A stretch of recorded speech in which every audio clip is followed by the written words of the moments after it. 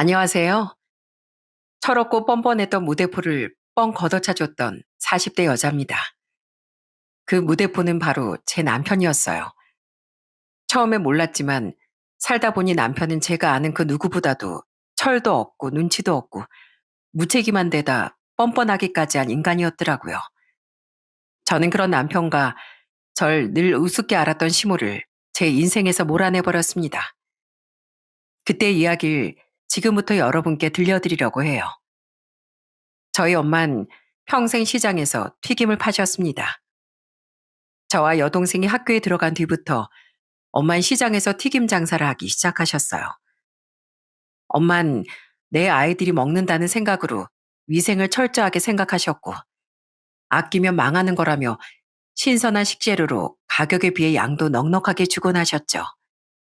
저와 동생은 그런 엄마 가게의 튀김을 자주 먹었었는데 엄마 음식이라서가 아니라 정말 엄마의 튀김은 맛있었습니다. 세상에서 엄마 튀김 안 먹어본 사람 한 사람도 없었으면 좋겠다. 진짜 맛있어요, 엄마. 그런 엄마의 튀김 가게는 우리가 중학교 올라가고 고등학교 올라가며 계속 매출이 늘었습니다. 엄마의 양심적인 가게 운영과 손맛이 손님과 단골을 계속 끌어모았던 거죠. 엄마의 가게엔 우리가 대학에 갔을 무렵부턴 다른 동네 사람들은 물론이고 우리 지역으로 여행을 온 여행객들도 많이 찾아오기 시작했어요. 너희들 대학 등록금을 우리가 여유롭게 내줄 수 있었던 건 다 너희들 엄마 덕분이다. 우리 집 가장은 내가 아니라 바로 너희들 엄마야. 그러니까 너희들 엄마한테 잘해야 한다. 알았지? 맨날 기름에 데이고 땀을 뻘뻘 흘리면서 일하는 엄마 노고를 절대 잊지 말란 소리야. 당연하죠, 아빠. 엄마는 우리나라에서 제일 멋있는 여장부예요. 그리고 엄마한테도 잘할 거지만 아빠한테도 잘할 거예요. 우리 자매는 자식들을 위해 평생을 성실하게 사신 부모님을 정말 좋아하고 존경했습니다. 대학을 졸업한 뒤 동생은 수원의 터를 잡고 직장을 구해 살기 시작했어요. 아무래도 수도권이라 그곳이 직장을 구하기가 쉽다면서요.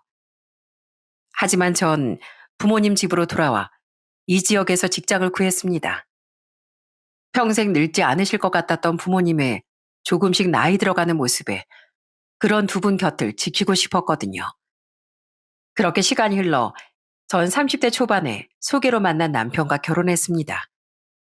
남편도 저처럼 이 지방 사람으로 평범한 직장인이었죠.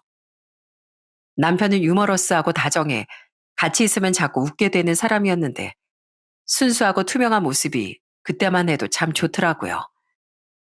남편은 친정 부모님께도 참 살가웠습니다. 부모님은 이서방을 보고 있노라면 너무 기분이 좋다며 남편을 예뻐하셨죠. 이서방은 말하는 게 참 사람 기분 좋게 만드는 재주가 있어. 목소리부터 어딘가 때묻지 않고 밝고 맑잖니. 뭐 가끔은 좀 철없어 보일 때도 있지만 사람이 참 사랑스러워. 그지 여보? 저희 시댁 이야기로 넘어와 보자면 전 좋은 며느리가 되고 싶어 처음엔 시댁에 잘하려고 노력했습니다. 시댁의 구성원은 시모와 남편의 두 누나, 이렇게 세 사람이었어요. 시부께선 남편이 26살 때 투병을 하다 일찍 세상을 떠나셨다고 하더라고요. 두 시누인 이미 서울과 타지방으로 시집가 나가 살고 있었고 남편도 저와 결혼하게 되며 시모는 혼자 남게 되셨는데요. 그랬기에 전 그런 시모를 더 자주 챙겨드리고 잘해드리고 싶었던 거죠. 처음엔 시모와 무난하게 잘 지냈습니다. 그런데 서서히 시간이 지나며 전 시댁에 가는 게 썩 즐겁지 않아지기 시작했어요. 시모는 자기 자식들이 최고로 잘난 줄 아는 분이었는데 거기에 대고 절 은근슬쩍 무시를 하더라고요. 나처럼 자식 농사 잘 지은 여자 또 없을 거다. 대학 나와서 번듯한 회사원이 된 우리 선철이도 대단하지만 네 시누이들 좀 봐라. 대학도 둘 다 서울에서 나오고 직업도 얼마나 잘났니? 네 큰 시누인 그 돈 잘 번다는 대학병원 간호사에 작은 시누인 유명한 학원에서 학원 강사로 일하고 있잖아. 두 시누인 시모의 자랑거리였어요. 시누이들은 직업도 멋졌고 시집도 잘 사는 집안으로 갔었거든요. 시매부들도 한 사람은 대기업에 다녔고 한 사람은 사업을 했고요. 거기까진 저도 정말 멋지다고 생각했는데 그게 저에 대한 무시로 이어지니 정말 기분이 나쁘더라고요. 에휴, 그래서 난 며느리도 우리 딸만큼은 못해도 좀 대단한 애가 오길 바랬는데 아니 뭐 네가 못났다는 건 아니고 그냥 내 기대치가 높았다 그거지. 남편이나 저나 나온 대학도 다니던 회사도 독인 객인이었건만 왜 저한테만 저러나 싶더라고요. 처음엔 못 모르고 그냥 속으로만 삭혔었는데요. 나중엔 저도 사람인지라 좀 짜증나서 한마디씩 대꾸를 하곤 했죠. 원래 사람은 비슷한 사람들끼리 만나는 법이라잖아요. 그리고 저희 부모님도 사실 의사, 검사 같은 전문직 사회 보고 싶어 하셨어요. 근데 뭐 자식이 항상 부모님 바람대로 되는 건 아니잖아요. 그래도 저희 부모님은 남편 앞에선 그런 말씀 안 하세요. 물론 저희 부모님은 그런 걸 바란 적이 없으셨지만 역지사지가 되어보라는 심정으로 제가 이런 말을 했던 겁니다. 그래도 시모는 굴하지 않고 계속 제 마음을 상하게 하더군요. 남편은 왜 괜히 그런 소리를 하냐며 시모를 말리긴 했지만 그냥 옛날 분이라 그렇다며 제게 이해하라고 부탁하곤 했죠. 그래도 전 시누이들과는 가끔이나마 안부 연락을 주고받으며 원만하게 지냈습니다. 시모와 달리 시누이들은 좀 까칠하긴 해도 존중할 수 있는 분들이었거든요. 그런 시누이들은 자신들을 그렇게 좋아하는 시모를 보러 시댁에 자주 오진 않았었어요. 명절과 시모의 생신 때가 아니면 시누이들은 시모를 잘 찾아오지 않더라고요. 한편 시모는 점점 더 절 우습게 알기 시작했어요. 단지 제가 며느리라는 이유 하나로요. 예, 애미야. 거기서 그렇게 쉬고 있지 말고 나가서 너 장 좀 봐라. 저녁 해먹을 재료 좀 사오라고. 엄마, 올케 여태 바쁘게 일했는데 좀 쉬라고 둬. 우리가 갈게. 아유, 친정에 왔으면 쉬어야지. 왜 너희가 힘을 들여? 원래 시댁에서 며느리가 일을 해야 되는 거야. 우리도 밖에 나가면 며느리거든. 아, 진짜 엄마 왜 그래? 시모는 자기 자식들은 편하게 쉬길 바라면서 저만 쉴 틈 없이 부려먹고 싶어 하더라고요.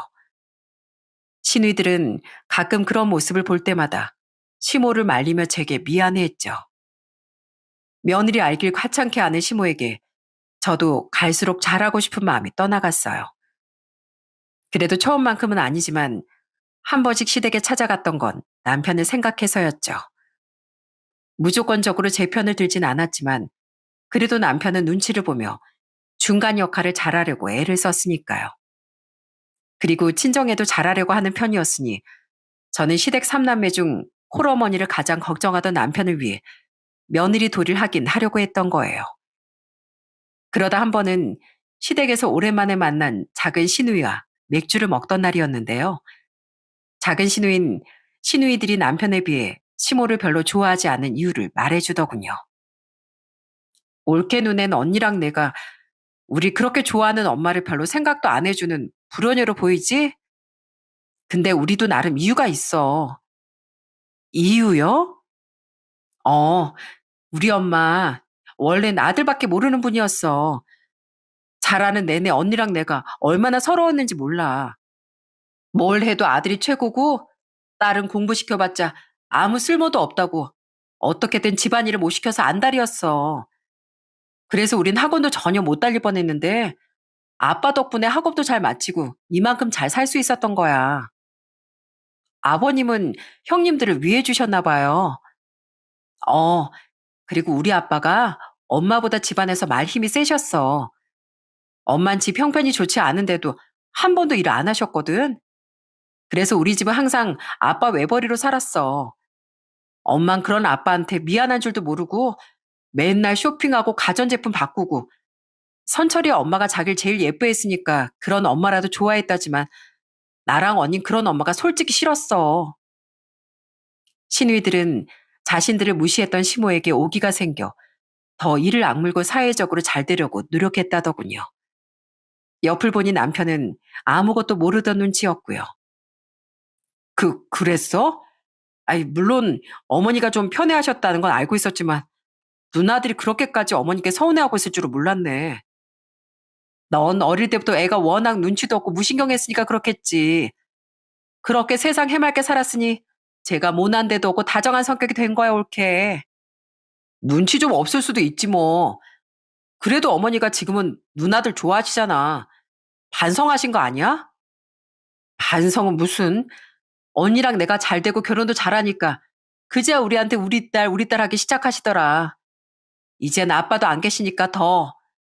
그걸 우리도 뻔히 아는데 언니랑 내가 엄마가 좋았겠어? 시누이들에게도 그렇게 나름의 이유가 있었던 겁니다. 그 이야기를 들으니 그제야 시누이들의 행동이 이해가 되더라고요. 한편 전 작은 시누에게 시댁의 사정을 들으내 다시 맞벌이를 시작하게 됐어요. 그때가 제가 결혼한 지 4년쯤 됐던 시기였는데 당시 전 두 아들을 출산하느라 직장을 그만둔 상태였거든요. 그런데 다시 직장을 알아보고 있던 와중 친정엄마가 튀김 가게를 이어받을 생각이 없냐고 제안을 해주신 겁니다. 요즘 내가 몸도 이곳저곳 쑤시기도 하고 더 나이 들기 전에 네 아빠랑 좀 여유를 즐기면서 살고 싶구나. 그래서 말인데 너 엄마 가게 이어받아서 해보지 않을래? 그럼 못해도 웬만한 직장인들보단 더 벌 수 있을 거야. 알잖아. 엄마 가게 잘 되는 거. 저야 너무 감사한 제안이었어요. 비록 일은 고되겠지만 애들을 키워야 하는데 그깟 고생이 대수겠습니까? 남편도 저희 엄마에게 감사했죠. 그때부터 전 엄마의 가게를 물려받아 장사를 하기 시작했어요. 그리고 엄만 은퇴 후 쉬고 계셨던 아빠와 함께 여유로운 나날을 보내게 되셨답니다. 그런데 제가 튀김 가게를 물려받은 일을 또 시모가 굉장히 무시하더라고요. 튀김 가게? 아이, 그깟 몇천 원짜리 팔아서 얼마나 한다고. 적어도 제 남편 벌이보다 많이 벌어요. 저희 엄마 가게 꽤 입소문 난 곳인 거 어머님도 아시잖아요. 아유, 그래봤자 시장통 장사가 다 거기서 거기지 뭐. 그리고 돈 좀 잘 벌면 네가 더 잘나지는 것 같니? 아, 네가 하는 일이야 아무나 데려다 놓으면 할 수 있는 거지만 회사원이 우리 아들이 하는 일은 아무나 못하는 거야. 수준이 다르다고, 수준이. 에휴, 사람들이 날 잘난 사이들 뒀다, 잘난 딸들 뒀다고 얼마나 부러워하는데 며느린 튀김 가게 한다는 말을 창피해서 어떻게 하니? 그 하찮은 일을 한다고 동네 창피해서 어떻게 말하냐고? 어머님, 말씀이 좀 지나치시네요. 아무나 할 수 있는 글로 이만큼 성공시키는 거 아무나 못하는 일이에요. 그걸 저희 엄마가 하신 거고 전 그런 엄마도 이 일도 자랑스러워요. 그런데 어떻게 저희 엄마가 하시던 일을 가지고 창피하다, 하찮다고 말씀하세요? 그렇게 생각하시는 어머님 생각이 저는 더 잘못됐다고 생각해요. 그 무시는 도를 넘고 넘어 결국 저희 엄마를 모욕하는 말까지 번지더군요. 그동안에도 기분이 상해 시모에게 말대꾸를 하곤 했지만 그날은 너무 화가 나서 소리를 빽 질렀습니다. 다른 건 다 흘려넘길 수 있었지만 저희 엄마가 평생에 걸쳐 일구어낸 가게를 그렇게 말하니 정말 기분이 나쁘더라고요. 그래서 점점 더 전 시댁의 발길을 뜸하게 하게 됐어요. 그런데 시댁과 달리 늘 평화로웠던 친정에 큰 불행이 하나 찾아오더군요. 저희 큰아들이 7살이던 해 아빠가 갑자기 세상을 떠나신 거죠. 아빠, 아빠. 원인은 바로 교통사고였습니다. 당시 60대 후반이셨던 아빠는 자차를 끌고 서울로 향하시던 길이었다고 해요. 친구분 아들의 결혼식에 참석하기 위해서요. 그런데 그만 고속도로에서 대형 사고가 났던 겁니다. 처참한 몰골이 되어 병원으로 실려오신 아빠는 중환자실에서 꼬박 닷새를 버티다 하늘로 떠나시고 말았어요. 그런데 아빠가 돌아가시기 뒤부터 저희 남편이 점점 이상해져 가더라고요. 당시 전 장사가 갈수록 잘 되어 조금 넓고 깨끗한 곳으로 가게를 확장 이전했습니다. 게다가 비슷한 시기에 2호점까지 낸 덕에 엄마가 장사하실 때보다 매출이 확 늘었었어요. 그쯤 아빠가 돌아가셨던 거고요. 그런데 갑자기 제 벌이가 확 늘게 되자 남편이 안 하던 짓을 하기 시작하더라고요. 여보, 나 차 샀다. 나와서 봐봐. 어느 날 남편은 갑자기 값비싼 외제차를 뽑아왔더라고요. 저는 황당해서 대체 무슨 돈으로 그 차를 사왔냐고 물었는데 대답이 기가 막히더군요. 풀 할부로 샀지. 어차피 당신 벌이로 다 갚을 수 있잖아. 그래도 내가 명색이 매장이 2개나 있는 사장 남편인데 이 정도 끌어줘야 하지 않겠어? 안 그래도 나 차 하나 살까 했었잖아. 빨리 대출금 갖고 더 큰 집으로 이사 갈 생각을 해야지. 뭐? 풀알부? 정신 있는 거야, 없는 거야? 당장 도로 반품해. 아휴, 안 돼. 절대 환불 안 하는 조건으로 조금 더 싸게 산 거란 말이야. 당신 돈 잘 벌잖아. 어? 돈은 잘 번다고 펑펑 써대면 바로 벼락거지가 되는 지름길이라는 걸 전 알고 있었거든요. 그런데 겁도 없이 이런 짓을 벌인 남편에게 너무 실망스럽더군요. 전 절대 못 내준다며 할부금 전부를 남편 월급으로 내라고 못을 박았어요. 그렇게 초장을 잘라내줘야 남편이 같은 잘못을 반복하지 않을 거라고 생각했거든요. 당연히 남편은 울상이 되어 꾸역꾸역 자기 월급에서 할부금을 갚아나가기 시작했습니다.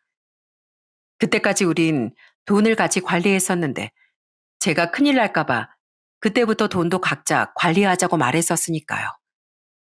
그런데도 남편은 정신을 못 차리고 제게 자꾸 뭔가를 사달라고 조르기 시작했어요. 여보, 나도 그 알사 시계 하나 갖고 싶어. 이거, 나 이거 생일 선물로 하나만 사줘. 어? 히, 1,600만 원? 지금 제정신이야? 여기 시계는 남자 로망이란 말이야. 우리 회사의 내 부하 직원 놈도 얼마 전에 큰맘 먹고 여기 시계 질렀다고 막 자랑하더라. 근데 명색이 난 걔보다 직급도 높고 돈 잘 버는 마누라까지 뒀는데 내가 걔한테 지면 안 되잖아. 지기는 뭘 져? 무슨 게임해? 당신 진짜 왜 그래? 우리 상식적으로 좀 살자. 상식적으로. 명품 사달라. 폼 좀 작게 200만 원이 넘는 만년필을 사달라. 산지 그리 오래되지도 않은 TV를 영화를 실감나게 볼 수 있도록 100인치짜리로 바꾸자 등등. 진짜 남편은 장난감 가게 데려간 5살 아이처럼 절 못살게 굴었습니다. 물론 저도 남편 생일 같은 날엔 너무 비싼 건 아니어도 좋은 선물을 한 번씩은 해줬었는데 남편은 전혀 성에 차지 않아 했어요. 남편은 제게 점점 불만까지 갖기 시작하더라고요. 남편과 제 사이는 그렇게 서서히 멀어져 갔고 심지어 남편은 저희 친정엄마에게도 대면대면해졌습니다. 그러다 저희 아빠가 돌아가신 지 4년 뒤엔 아주 대형 사고를 쳐버리더라고요. 당신 진짜 정신 나갔어? 미안해 여보. 난 그냥 요즘 너도 나도 다 주식으로 성공한다길래 나도 당연히 잘 될 줄 알고 몇 배로 불려서 나도 당신 보란 듯이 성공해 보이려고 했는데 뜻대로 잘 안 됐어. 우리에겐 목돈이 들어가 있는 공동명의 예금 통장이 2개 있었는데요. 남편은 저 몰래 제 도장을 가지고 그중 하나를 해지해 약 3천만 원이란 돈을 주식으로 날렸더라고요. 제 벌이를 보고 눈만 높아져서 자기가 직접 돈을 벌어 펑펑 쓰고 살고 싶었던 거죠. 정말 뒷골이 당겨 당장 뒤로 넘어갈 것 같더군요. 남편은 그런 제 앞에 무릎을 꿇고 싹싹 빌었어요. 그동안 쌓인 실망이 많았기에 전 진지하게 이혼을 고민했습니다. 그런데 어느 날 친구가 오랜만에 전화가 와서 이런 말을 하더라고요.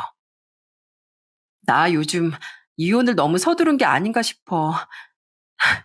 우리 딸이 어린이집에서 따돌림을 당했대. 7살짜리들이 뭘 안다고. 글쎄 우리한테 아빠 없는 애라고 그렇게 놀렸다는 거야. 물론 그 인간하고 갈라서는 건 옳은 선택이라고 생각하지만 그래도 애가 좀 클 때까지 기다렸어야 했나 싶기도 해. 그 친구는 2년 전 성격 차이로 이혼한 친구였는데요. 그런 친구의 말을 들으니 저도 괜히 아직 11살, 10살이었던 아이들이 걱정되더라고요. 그래서 결국 전 2번 다시 어떤 일이든 멋대로 버리지 않겠다는 각서를 확실히 받았습니다. 만약 약속을 어길 시 아이들 양육권을 넘기고 양육비까지 일시불로 지불하며 이혼하겠다는 내용까지 더해서요. 그리고 그 각서가 그냥 종이 쪼가리가 되지 않도록 확실하게 공증까지 받아뒀죠. 그리고 하나 남은 공동명의 예금은 바로 제 명의로 신설했고요. 다행이었던 건 당시 집 대출금도 다 갚은 상태였고 제가 개인적으로 모아둔 돈이 꽤 됐었다는 겁니다. 만약 그게 우리 전 재산의 절반이었다면 저도 남편을 더 용서하기 힘들었을 거예요. 하지만 남편과 결혼 생활은 그 뒤에도 계속 순탄치 않았어요. 그로부터 한 9달 뒤쯤 남편이 실직을 했어요. 처음 회사를 그만뒀다는 말을 듣고 정말 기가 찼거든요. 그래서 상의도 없이 일을 그만둔 건 각서 위반이나 마찬가지라고 말을 했더니 그제야 기어 들어가는 목소리로 이러는 겁니다. 사실 그만둔 게 아니고 잘린 거야. 멋대로 일을 버린 게 아니야. 진짜야. 뭐? 잘려? 왜? 알아보면 다 알아볼 수 있으니까 쓸데없이 거짓말할 생각 하지 마. 그렇게 들어본 이유라는 게 정말 기가 막히더군요. 그동안 남편은 회사에서 부하 직원들에게 그렇게 갑질을 했다고 합니다. 위로는 올라가고 싶은데 능력은 부족하고 자기 대신 아래 직원들이 하나둘 치고 올라오니 이 인간이 히스테리를 부렸던 거죠. 게다가 이 인간이 주식으로 망한 뒤론 아무런 의욕이 없어졌다는 이유로 그렇게 업무에도 태만했다네요. 그 와중에 한 번은 회식 자리에서 남편은 술에 취해 상사에게 5만 가지 욕짓거리를 다 했다고 합니다. 왜? 그 명품 시계 샀었다는 부하 직원 기억해? 그놈이 그놈이야. 평소에도 엄청 뻐기고 다니더니 승진까지 날 치고 올라가니까 그놈이 얼마나 눈의 가시처럼 보였는지 몰라. 그래서 그냥 술김에 감정이 확 터져버렸던 것 같아. 근데 그 자리에 하필 대표님도 계셨어가지고. 그래서 그동안 일으킨 문제까지 다 더해져서 잘렸다고? 그렇게 됐어. 그래도 나 나올 때 기회 안 주고 큰소리 뻥뻥 치면서 나왔어. 우리 마누라 돈 잘 버는데 내가 이까지 회사가 뭐가 아쉽겠냐고 말이야. 나쁜 놈들. 난 진짜 그깟 회사 하나도 안 아쉬워. 나한텐 당신이 있잖아. 그걸 말이라고 하냐? 이 한심한 인간아? 제발 철 좀 들어, 철 좀. 당신 지금 45이야. 다들 먹고 살기만도 힘든 마당에 왜 갑질을 해? 돈을 까먹었으면 더 노력해서 열심히 벌 생각을 해야지. 왜 일을 대충대충 하냐고. 상사된 후배 눈의 가시처럼 여기기 전에 당신이 더 노력할 생각을 했어야지, 화상아. 당신 나만 믿고 일 다시 안 구하기만 해봐. 나 절대 못 참아. 남편은 슬쩍 제 눈치를 보며 그냥 주부로 살면 안 되겠냐고 물었는데요. 어림도 없는 소리였습니다. 남편은 맞벌이임에도 평소에 집안일엔 무관심한 사람이었거든요. 게다가 뭘 시켜도 엉성하게 해놓은 것이 정말 할 마음이 없는 게 보였는데 그런 사람이 주부요? 그냥 먹고 놀겠다는 심보가 훤히 보였죠. 결국 그 뒤 남편은 구직을 시작했습니다. 하지만 나이가 있어서 애초에 면접 보라고 불러주는 곳도 별로 없었죠. 그래서 가게에라도 나와 일손을 거들라고 하니 자긴 기름 튀는 게 무섭다고 그건 또 싫다고 하더라고요. 저는 이 인간이 이렇게 은근슬쩍 계속 놀고 먹고 싶어 한다는 생각이 들었습니다. 그 와중에 또 시모는 제게 이런 말을 하곤 했어요. 너 우리 아들 백수 됐다고 무시했다간 봐라. 나 절대 가만히 안 있어. 그동안 내가 얼마나 힘들게 일했는데 좀 쉴 수도 있는 거지. 너 돈 잘 번다며? 그러니까 우리 아들은 그냥 좀 쉬게 내버려 둬. 언젠 시장에서 기름 묻히고 장사한다고 무시하시더니 이젠 그 돈으로 어머님 아들을 먹여 살리라고요? 언젠 제가 창피하시다면서요? 너 지금 나랑 말장난하니? 튀김 장사하는 며느리를 그럼 내가 자랑스러워해야 되니? 그건 그거고 우리 아들 일은 우리 아들 일이지. 애들 아빠가 까먹은 돈이 애들 아빠 1년치 연봉이랑 비슷했어요. 물론 그것보단 좀 못 미쳤지만 어쨌든 그런 큰 돈을 까먹은 거라고요. 적어도 애들 아빠로서 일말의 책임감이라도 있으면 막노동이라도 해서 그 돈을 복구할 생각을 해야지. 맨날 집에서 게임만 하고 있는 게 잘하는 행동이에요? 저는 돈 문제를 떠나서 그런 무책임한 꼴은 계속 못 봐줍니다. 그러니까 저한테 그런 소리 좀 제발 그만하세요. 당시 전 시모와의 사이가 정말 좋지 않은 상태였어요. 그래서 정말 중요한 날 아니면 시댁에 잘 가지도 않았죠. 남편은 자기 엄마 걱정된다며 자주 시댁에 가자고 말했었지만 전 그냥 남편만 보내버렸어요. 그 아들의 그 엄마라고 그동안 시모는 남편처럼 제게 이거 사달라, 저거 사달라 하는 요구를 정말 많이 했었거든요. 제 직업은 그렇게 무시하면서 정말 뻔뻔하지 않나요? 그래도 딱 기본적인 며느리 도리는 하긴 했습니다. 하지만 원래도 시모에게 감정이 좋지 않은 상태였기에 전 시모에게 잘하고 싶은 마음이 계속 사라졌던 거예요. 그 와중에 저런 소리를 들으니 제가 말이 곱게 나갈 리가 있겠습니까? 그 결혼 생활에 대한 제 인내심은 점점 한계에 달하고 있었죠. 그런데 남편이 실직한 지 2달 뒤쯤 그만 제 친정엄마가 쓰러지시고 말았어요. 저는 당시 멀리 살던 여동생의 몫까지 혼자 사시던 엄마를 더 자주 찾아뵙고 챙겼었는데요. 자꾸만 건강이 약해지시는 엄마를 보며 가슴을 졸였습니다. 다행히 큰 이상은 발견되지 않았지만 그 와중에 한 번 쓰러지기까지 한 엄마를 더는 혼자 못 두겠더라고요. 여보, 나 우리 엄마 도저히 이대로는 혼자 못 두겠어. 그래서 말인데 우리 큰 집으로 이사해서 엄마 좀 모시고 살아도 될까? 이사 갈 돈은 내가 충분히 모아놨어. 뭐? 장모님을? 어, 알잖아. 우리 엄마 이번에 쓰러지시기까지 한 거. 그리고 따지고 보면 이만큼 돈을 모을 수 있었던 것도 다 엄마가 물려주신 가게 덕분인데 그 은혜를 좀 갖고 싶어. 부탁해, 여보. 저는 남편에게 방 4개짜리 40평대 아파트로 이사를 가 엄마를 모시고 살자고 부탁했습니다. 방 하나는 저와 남편이, 2개는 아이들이 하나씩, 나머지 하나는 엄마에게 드리자고요. 아무리 정이 떨어진 남편이라고 한들 어쨌든 그건 부부가 상의를 해야 하는 일이었으니까요. 남편은 좀 떨떠름한 표정이었지만 그래도 큰 집으로 이사 가자는 말은 좋아하더군요. 그렇게 전 엄마 또한 설득해 당장 입주가 가능하다는 아파트를 계약했습니다. 서울에선 제가 가진 돈으로 그 정도 아파트는 엄두도 못 냈겠지만 여긴 지방이었기에 서울만큼 집값이 비싸진 않았으니 가능한 일이었죠. 저희 집도 생각보다 빨리 새 집주인이 나타나 우린 곧장 이사를 했습니다. 방도 하나 늘고 방 크기도 전 집보다 훨씬 커졌다며 남편도 아이들도 정말 좋아하더군요. 엄만 우리가 이사하고 2주 뒤에 이사를 하기로 하셨기에 전 필요한 것들을 미리 사놓으며 엄마와의 합가나를 기대했습니다. 그런데 엄마가 이사하기도 전에 엄마의 방에 군침을 흘리는 존재가 나타나더라고요. 여보세요? 네? 용달차요? 이사한 지 며칠 뒤의 주말, 저는 아주 황당한 전화를 받았어요. 용달차 사장님이라던 그분은 짐을 싣고 아파트 아래에 도착했으니 나와달라는 말씀을 하시더라고요. 대체 누가 짐을 보냈냐고 물은 전 사장님의 대답에 기절 초풍할 뻔했네요. 정경자란 할머님 댁에서 왔는데요. 도착하면 전화하면 된다고 며느님 전화 알려주시던데 상의가 안 된 일인가요? 저희 시어머님이 보내신 거라고요? 그건 시모가 자기 멋대로 보낸 자신의 짐이더라고요. 저는 우선 양해를 구해 전화를 끊고 시모에게 전화를 걸려고 했습니다.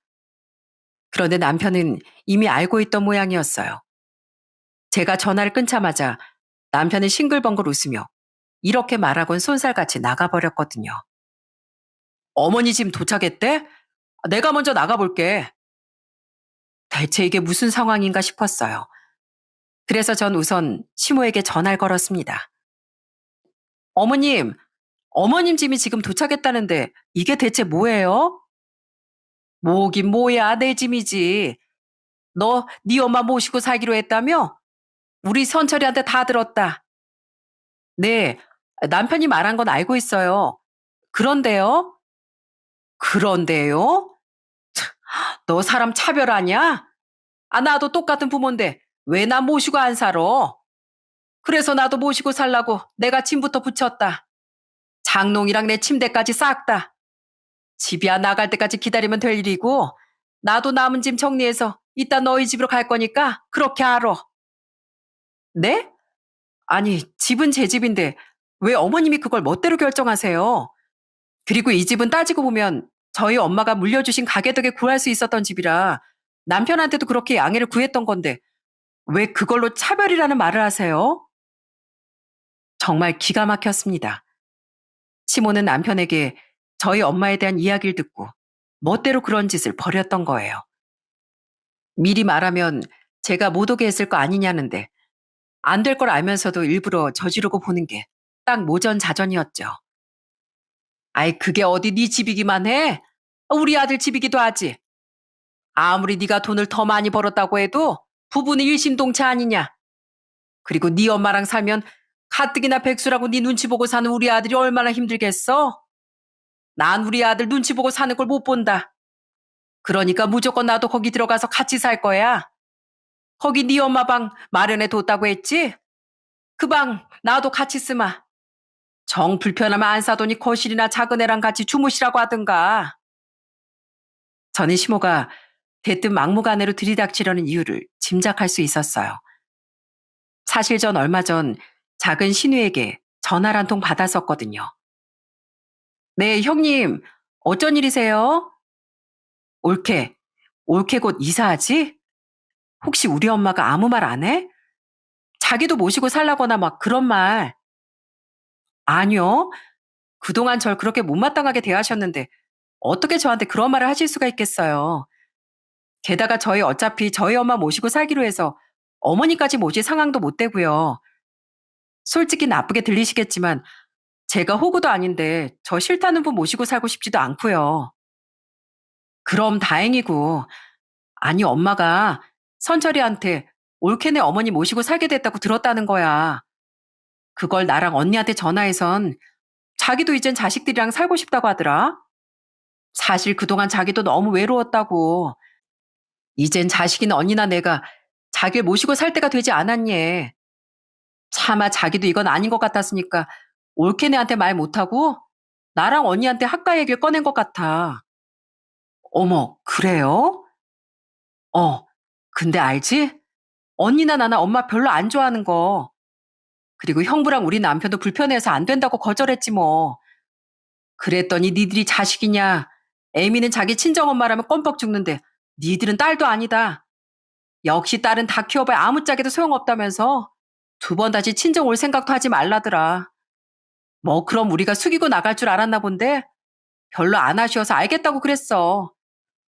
그래도 엄마니까 그나마 우리가 친정에 갔던 건데 오지 말라는데 뭐하러 그러나 뭐. 아무튼 그래서 올케네한테도 학가 얘기를 꺼냈나 궁금해서 전화해봤어. 그때만 해도 설마 양심 있지 시모가 자기를 모시고 살라는 얘기를 꺼낼까 싶더라고요. 저희 친정엄마 이야기도 다 들었다고까지 하니까요. 그런데 생각보다 시모는 더 무대뽀였던 거예요. 제가 애초에 안 된다고 할 것 같으니 물어보지도 않고 그렇게 들이닥쳐버릴 줄 누가 알았겠어요? 상황 파괴된 전 차갑게 식은 목소리로 시모에게 확실하게 말했어요.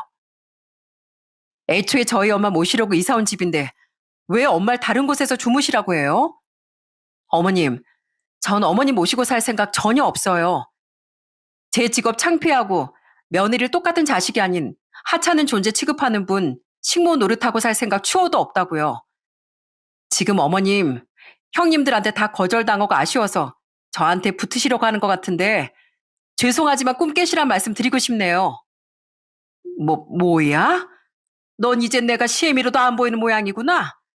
어디서 감히 어른한테 그딴 말을 해? 어? 내가 내 아들이랑 살겠다는데 네가 뭔데? 네, 어머님 아들이랑은 살게 해드릴게요.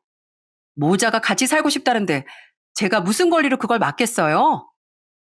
뭐라고? 얘가 대체 뭐라는 거야? 어머님 짐이랑 같이 어머님 아들도 같이 반품해 드릴 테니까 외롭지 않게 아들 끼고 천년만년 사시라고요. 전 이제 어머님도 너무 싫고 어머님이랑 똑같이 무책임하고 무대 보인 애들 아빠랑도 살기 싫어졌거든요. 그럼 짐은 다시 돌려받을 준비하세요. 전 이만 끊겠습니다. 아, 이젠 가족 사이도 아니게 됐으니 어머님 번호는 바로 차단할게요. 어머님이랑 더는 말 섞으면서 저 스트레스 받고 싶지 않거든요. 그동안 안 감사했습니다. 안녕히 계세요. 그렇게 전화를 끊고 저는 바로 시모 번호를 차단해버렸어요. 제 결심이 섰었거든요. 제게 말도 없이 시모를 모시고 살려고 한 남편이란 인간을 이젠 진짜로 버려버려야겠다고 말입니다. 그리고 바로 아래로 내려가 보니 남편이 싱글벙글한 표정으로 사장님과 직원분을 도와 시모의 짐을 내리려고 하고 있더군요. 여보, 어머니랑 통화했어? 했어. 잘 해결됐지? 기왕 이렇게 짐까지 다 도착했는데 어쩌겠어. 그냥 우리 여섯 식구 다 같이 잘 살아보자. 당신 역시 알고 있었지? 나랑 각서 쓴 거 기억 안 나? 멋대로 무슨 일이든 버리지 않겠다고 한 거. 제가 각서 이야기를 꺼내자 남편은 당황했는지 식은땀을 뻘뻘 흘리더군요. 그리고선 변명이라는 걸 늘어놨는데 정말 기도 안 차더라고요. 아니, 이건 경우가 다르지. 이건 내가 아니라 어머니가 멋대로 일을 버리신 거잖아. 어쨌든 당신은 알고 있었다며. 그래도 아이디어는 어머니가 낸 거니까 엄연히 말하면 내가 버린 일은 아니지. 그리고 솔직히 나 큰 집으로 이사하는 건 좋았는데 장모님 모시고 살긴 좀 불편했어. 나 지금 직장도 안 다니는데 괜히 눈치 보일 거 아니야. 그래서 우리 어머니도 같이 사시면 어떨까 싶었어. 우리 어머니도 혼자시고 어머니가 먼저 자기도 같이 살고 싶다고 말하셨단 말이야. 어머니랑도 같이 살면 장모님도 괜히 나한테 뭐라고 못하실 거 아니야. 그래서 나한테 먼저 말을 못 꺼내겠고 당신 어머니도 모시고 살고 싶어서 둘이 짜고 이런 일을 벌였다 그거지? 짰다기보단 지혜를 쓴 거지. 여보, 당신이랑 사이가 안 좋은 건 알지만 우리 어머니도 부모님이잖아. 나쁜 누나들은 다 어머니 모시길 거절했다는데 나까지 우리 어머니를 안 챙기면 누가 챙기겠어. 우린 부부잖아. 그러니까 이번 한 번만 딱 당신이 양보 좀 해주라. 그럼 내가 앞으로 진짜 잘할게. 어? 저는 그 어이없고 뻔뻔한 남편을 한심하게 쳐다봤습니다. 이놈이 큰 집으론 이사는 가고 싶고 또 친정엄마 모시기 싫어서 잔머리를 썼던 거죠. 저는 고개를 돌려 당황스러워하고 있던 용달자 사장님께 정중히 부탁드렸어요. 사장님, 죄송한데요. 제가 돈은 2배로 드릴 테니까 그냥 이거 다시 돌려보내 주시겠어요? 예? 이걸요? 네, 정말 죄송합니다. 여긴 제 집이고요. 저는 이 짐 제 집에 못 드려요. 이건 여태까지 제가 시어머니라고 생각했던 분 짐인데요. 이젠 제 시어머니도 아닐 것 같아서요. 이 인간 제 남편 자리에서 오늘부로 박탈시켜버릴 거거든요. 돈은 제가 바로 계좌로 넣어드릴게요. 여보, 박탈이라니. 저는 바로 사장님께 돈을 입금시키고 시모의 짐을 돌려보냈습니다. 그리곤 옆에서 발을 동동 구르고 있던 남편에게 차게 식은 표정으로 현실을 깨우쳐줬죠. 당신 엄마가 아이디어를 냈든 뭘 했든 당신은 각서를 어긴 거야. 어디서 궤변을 드러나? 정 그렇게 우기고 싶으면 변호사 선임해서 나랑 법정 싸움이라도 해보던가. 뻔뻔하려면 똑똑하기라도 해야지. 진짜 어이가 없어서 원. 알겠어 여보. 내가 효심이 너무 앞서서 실수를 좀 한 것 같아. 우리 어머니 모시는 건 없던 일로 하자. 그럼 되지? 어? 여보, 화 풀어 제발. 아니?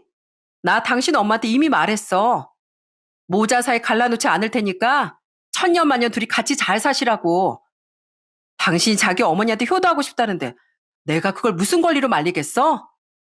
난 우리 엄마한테 효도하면서 살 테니까 당신은 어머님 집 가서 혼자 효도하고 살아. 이건 명백한 각서 위반이고 난 당신이랑 이혼할 거야. 여보, 내가 이렇게 빌게. 어? 싫어. 난 당신한테 이미 너무 많은 기회를 줬었어. 그래도 애들 아빠니까. 근데 변하기는커녕 갈수록 나를 호구로만 아는 당신한테 난 오만정 다 떨어졌어. 여긴 내 집이니까 바로 짐 싸서 당신도 나가. 애들도 내가 키우기로 한 거 기억하지? 어차피 애들도 당신보다 날 훨씬 더 좋아해. 그리고 백수로 놀고 먹으면서 무책임한 모습만 보이는 아빠는 차라리 애들 눈앞에도 없는 게 나아. 당신 같은 아빠랑 붙어 살다간 애들도 다 보고 배우게 될 테니까. 여보, 1000번, 1000번을 애원해봐라. 내 마음이 편하나. 빨리 올라가서 짐 싸. 그리고 이혼서류에 찍을 도장이나 준비해놔. 각서를 어긴 건 자기 자신이고 이미 제 마음은 떠났는데 자기가 뭘 어쩌겠어요? 결국 남편은 짐을 싸서 처량하게 집을 나갈 수밖에 없었죠. 물론 친정엄마가 이사 오시기 전까지 거의 일주일가량을 버티며 매달리긴 했지만 제가 변호사까지 알아보고 왔다는 말을 듣자 그제야 현실을 받아들이며 짐을 싸더라고요. 나도 이서방이 많이 변했다는 생각을 하긴 했지만 네가 그 정도로 힘든 결혼 생활을 하고 있었을 줄은 몰랐구나. 엄마가 우리 딸 더 신경 써줘서 했는데 미안하다. 아니에요, 엄마. 제가 일부러 말씀 안 드린 건데 엄마가 왜요? 엄마, 전 이미 애들 아빠한테 마음 떠난 지 오래라 하나도 안 힘들어요. 전요, 앞으로 엄마랑 애들하고만 행복하게 살 거예요. 그러니까 꼭 건강해지셔야 돼요. 아셨죠? 엄만 그동안 우리 딸 고생 많았다며 절 꼭 안아주시더군요. 아이들에게도 부모의 이혼을 최대한 충격받지 않고 받아들일 수 있도록 잘 설명해 주었는데요. 애들도 초등학교 고학년이라 어느 정도 알 건 아는 나이였기에 고맙게도 엄마인 제 입장을 헤아려 주더라고요. 그 뒤 남편과 이혼을 하는 과정에서 시모는 저희 가게까지 찾아와 크게 날뛰었습니다. 야, 감히 네가 우리 아들 쫓아내? 걔가 요즘 집에서 밥도 안 먹고 술만 먹으면서 얼마나 울고 있는지 알아? 못돼 처먹은 것 같으니라고. 시애미 모시고 살기 싫다고 이혼을 해? 너처럼 못된 며느리 세상에 또 없을 거다. 네, 마음대로 생각하세요.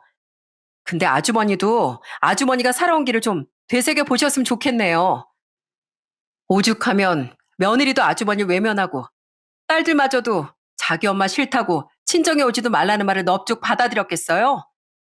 더 소란 피우실 거면 영업 방해로 경찰 부릅니다. 가장 약오를 때 중 하나가 아무리 성을 내도 상대방을 신경도 쓰지 않는 거라죠. 자신의 말을 귀등으로도 듣지 않던 제게 오히려 역공격을 당한 시모는 더 약이 올라서 펄펄 뛰더라고요. 그러다 제가 정말 경찰을 부르자 그제야 시모는 잔뜩 움츠러들더라고요. 그 뒤론 경찰이 무섭긴 무서웠는지 더는 절 찾아오지 못했고요. 그 뒤 남편과 이혼하며 전 각서대로 아이들의 양육권도 양육비도 일시불로 받아낼 수 있었어요. 남편이 무직인 상태라 일정한 수입을 기대하기 어려웠기에 법원에서도 제가 아이들의 양육비를 재산분할 형식으로 일시불로 받는 것에 힘을 실어주었죠. 게다가 그동안 남편이 까먹은 돈도 있었으니 전 아주 흐뭇한 재산분할을 받고 이혼할 수 있었답니다. 아빠, 제발 술 먹고 전화 좀 하지 마세요. 아무리 그러셔도 저랑 동생은 엄마한테 아빠 전화 안 바꿔줄 거예요. 그렇게 2년 정도 지난 지금 저는 면접 교섭권 때문에 한 번씩 애들을 전 남편에게 보내고 있는데요. 몇 달 전엔 중학교 1학년이 된 큰아들이 방에서 전 남편과 통화하는 소리를 듣게 됐어요. 전화를 끊은 아들에게 물어보니 아들은 황당한 이야기를 털어놓더군요. 사실 아빠가 우리 볼 때마다 엄마한테 아빠랑 같이 살고 싶다고 조르라고 계속 말씀하세요.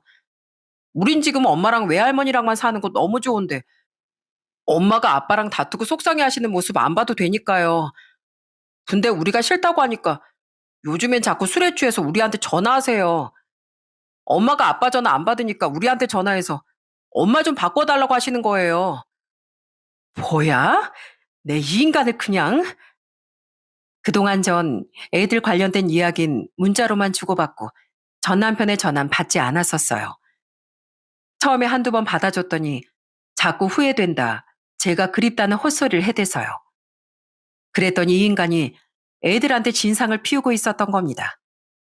저는 바로 술에 취해 있던 전 남편에게 전화를 걸었어요. 당신 아직도 정신 못 차렸어? 내가 당신이랑 살기 싫다는데 왜 자꾸 우리 애들을 괴롭혀? 애들도 이젠 당신이 너무 싫대. 꼭 애들한테까지 외면을 받아야 정신 차리겠니? 여보, 이제야 목소리 들려주는구나.